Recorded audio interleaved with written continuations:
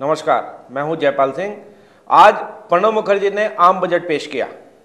साथ ही जो कांग्रेस के अंदर जो दिल्ली में राजनीतिक उठापटक चल रही है उस पर भी लोगों का ध्यान लगातार बना रहा। इस सब पर चर्चा करने के लिए आज स्टूडियो में हमारे साथ मौजूद है श्री चंद्रशेखर जोशी जी, वरिष्ठ पत्रकार, और श्री पंकज मिश्रा जी, वरिष्ठ पत्रकार।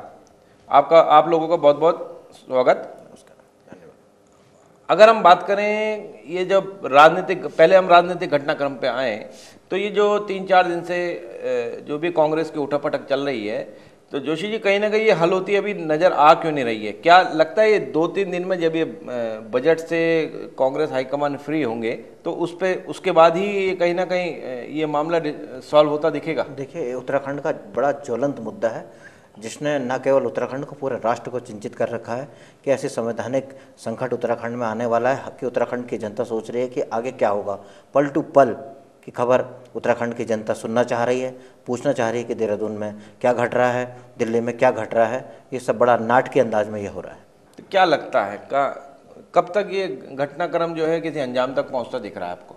जी, देखा जाए तो इसके लिए नीचे स्तर से लेकर ऊपर तक सब जिम्मेदार है। जनता ये मांग करने लगी है कि इस समय राइट टू रिकॉल विधेयक की ज़रूरत थी।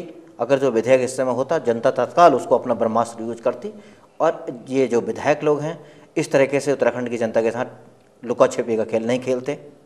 पंकज जी, कहीं ना कहीं एक राजनीतिक गलियार में एक बात छनकर आ रही है कि जो हरीश रावत जो भी कांग्रेस हाईकमान पर दबाव बनाना चाह रहे हैं, वो कहीं ना कहीं एक तो कैबिनेट मिनिस्ट्री लेना चाह रहे हैं, और एक और चीज़ छन के आ रही है कि वो कहीं ना कहीं टेलीकॉम मिनिस्ट्री के लिए लगातार जो है प्रयास कर रहे हैं।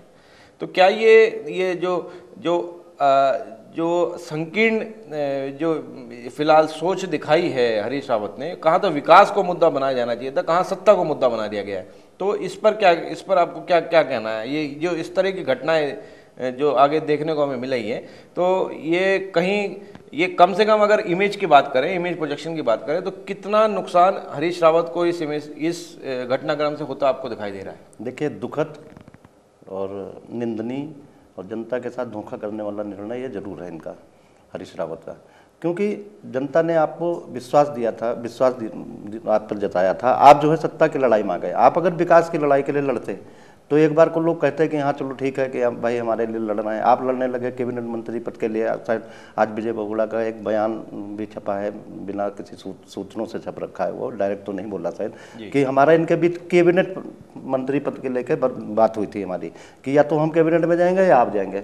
तो अब वो धोखा कर रहे हैं, तो धोखा तो कर रहे हैं, लेकिन अब यह है कि वो दोनों लोग अपने स्वाभिमान की लड़ाई में लड़ रहे हैं। और निश्चित है कि कुछ न कुछ सौदेबाजी करके 2-4 दिन में ये लोग मामला हल होगा। ये जोशी जी, क्या कांग्रेस में स्वस्थ लोकतंत्र की कमी आपको दिखाई देती है इस सारे प्रकरण को अगर हम ध्यान में देखें तो? देखिए जयपाल जी, जब विधायक चुन के आए थे तो राज्य की जनता ही नहीं, पूरे देश की जनता का ध्यान इधर था।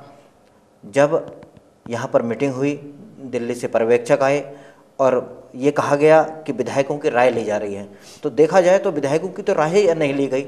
अगर विधायकों में से ही मुख्यमंत्री चुना जाता तो इस तरह की अव्यवस्था जो फैली वो नहीं फैल पाती। लेकिन कहीं ना कहीं जब विधायकों ने कांग्रेस आला कमान को नेता चुनने का अधिकार दे दिया था, तो उसके बाद जब कांग्रेस आला कमान ने नेता चुन दिया तो इस तरह का विरोध प्रदर्शन, इस तरह का जो व्यवहार उन्होंने दिखाया है, कितना आप मानते हैं कि क्या ये स्वस्थ लोकतंत्र की जो परिभाषा है उसके दायरे में आता है, या ये अपनी सीमा से बाहर जाकर वो इस तरह का जो है ये इस तरह की घटना को अंजाम दे रहे हैं? नहीं, देखिए, जो विधायकों के साथ किया गया, अगर जो कांग्रेस आलाकमान को भी सोचना चाहिए था कि अगर जो ये विधायकों में से सवाल बनता कि विधायकों में से हमने मुख्यमंत्री बनाना है, तो यहाँ पर वो फैसला कर देना चाहिए था और तत्काल वो फैसला हो जाता तो इतनी बड़ी घटना नहीं घटती।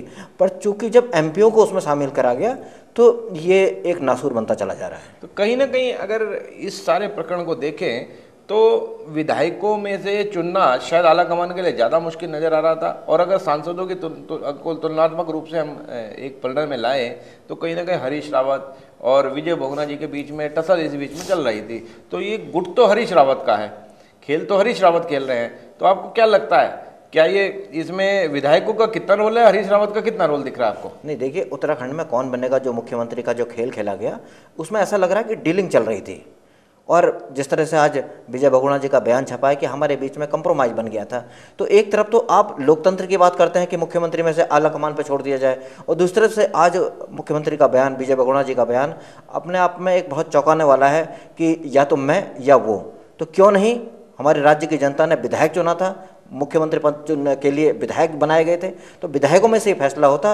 अगर तो इस तरीके से होता तो आज उत्तराखंड में जो कांग्रेस एक बैकफुट पर आ गई है वो नहीं आ गई होती। तो कहीं ना कहीं पंकज जी, लगातार हम ये अपने चैनल के माध्यम से भी लगातार ये बात कहते रहे हैं कि क्या विधायक में से मुख्यमंत्री चुना जाएगा या सांसदों में से चुना जाएगा, और कहीं ना कहीं बहस आके इस बात पर अटक गई कि वो चेहरा कौन सा होगा।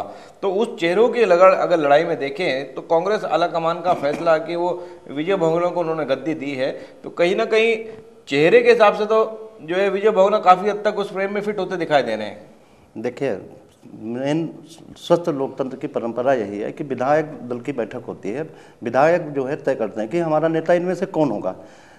लेकिन यहाँ पे क्या उल्टा हुआ, यहाँ पे इन्होंने विधायक दल की बैठक तो बुलाई, लेकिन विधायक दल की बैठक में एक प्रस्ताव पारित करा गया केवल एक लाइन का, और उनका बयान छपा कि एक लाइन का प्रस्ताव कि माननीय सोनिया गांधी जी करेंगे। जब सोनिया गांधी को ही करना था तो आपको उनकी बात माननी चाहिए, कि आपको लिख के नहीं देना चाहिए कर सोनिया गांधी। और जबकि होना यही चाहिए कि विधायकों में से बनाते तो कोई ज़्यादा बवाल नहीं होता। बहुत ज़्यादा है, आप वोटिंग करा लीजिए विधायकों के, किसके पक्ष में कौन है। कहीं ना कहीं जोशी जी, जब विधायक या सांसदों के बीच की जब लड़ाई जब इस पूरे प्रकरण में दिखाई दे रही है, तो आपको क्या लगा, कहाँ विधायक कमजोर पड़े और कहाँ सांसदों का पलड़ा भारी हुआ? देखिए, इस समय जो राज्य में जो स्थिति बनी उसमें हरीश रावत जी भी इस बात के लिए तैयार थे कि अगर जो विधायकों में से बनना है तो इस बात के लिए उनको विश्वास में लिया जाना जरूरी था, क्योंकि राज्य के वरिष्ठतम नेता हैं और विजय बहुगुणा जी भी वरिष्ठतम नेता हैं, सतपाल महाराज जी हैं, भी प्रदीप टमटा हैं। इनको विश्वास में लेकर ये पहले कह दिया गया था कि विधायकों में से बनेगा, तो ये लोग न्यूट्रल थे। लेकिन कहीं ना कहीं लगातार सूचनाएं जो आ रही थी इस पूरे खेमे में से, वो इशारा कर रही थी कि विधायक और सांसदों के बीच में सांसद भी चुने जा सकते हैं, सांसद की प्रोबेबिलिटी भी लगातार जिंदा थी। तो ऐसे में जिस हद तक हरीश रावत गए हैं, कितना जायज नहीं है जी। अगर जो इस तरीके से विधायकों में से ये बनते तो इस तरह की घटना नहीं घट पाती। केंद्र में जो पर्यवेक्षक, आज हरीश रावत जी साफ कह रहे हैं कि केंद्र में से जो पर्यवेक्षक आए उनकी भूमिका पर सवाल उठने खड़े हो गए हैं। अगर जो विधानसभा के जनता ने विधायक चुने, विधायक में ने ही अपना मुख्यमंत्री चुनना था, अगर इस तरह की जनता इंतजार कर रही थी कि हमने विधायक चुने हैं कि मुख्यमंत्री हमारा बना दिए। जोशी जी, ये तो आम परंपरा है, हमेशा यही होता है, राष्ट्रीय पार्टियों में हमेशा ऐसे ही हुआ है कि जो नेता है, नेता ही जो है हाईकमान चुनता है। उसके बकायदा प्रेसिडेंशियल बॉडी बोर्ड है, बोर्ड चुनाव करता है उसका। तो कहीं ना कहीं जब वो इस पूरी प्रक्रिया को उसी तरह से फॉलो किया गया तो कहाँ अनोखा हुआ, कहाँ गलत, देखिए जयपाल जी, जब भी आप लोकतंत्र के रूपी प्रेशर को आप दबाएंगे तो उसका विस्फोट बड़ा तगड़ा होता है। बीजेपी में देखिए यही हुआ कि जब जबरदस्ती एक हाईकमान पे थोप दिया गया कि उनको बैठाना है, तो प्रेशर का नतीजा 3 मुख्यमंत्री बने। और उसी तरीके से अगर जो विधायकों की मांग उन पर मान ली जाती कि भी विधायक ये कह रहे हैं और हमें फैसला स्वीकार है, आलाकमान का नाम लेकर उनके ऊपर थोपा नहीं जाता, तो सब कुछ सुचारू चलता। लेकिन कहीं ना कहीं कांग्रेस को ऐसा व्यक्ति भी तो ढूंढना था जो इस कांग्रेस को पूरे 5 साल स्थायित्व के साथ ये सरकार पूरी चलाए। तो आप ये क्या उम्मीद कर रहे हैं कि इस समय जो स्थायित्व की ओर राज्य बढ़ रहा है? मुझे ऐसा नहीं लगता, क्योंकि इस सारे घटनाक्रम का नतीजा 2013 में और 2014 में सीधे कांग्रेस को नुकसान होने जा रहा है। तो कहीं ना कहीं अब कितना नुकसान होता है ये तो समय के गर्भ में है, लेकिन चर्चा को आगे विस्तार देंगे एक ब्रेक के बाद।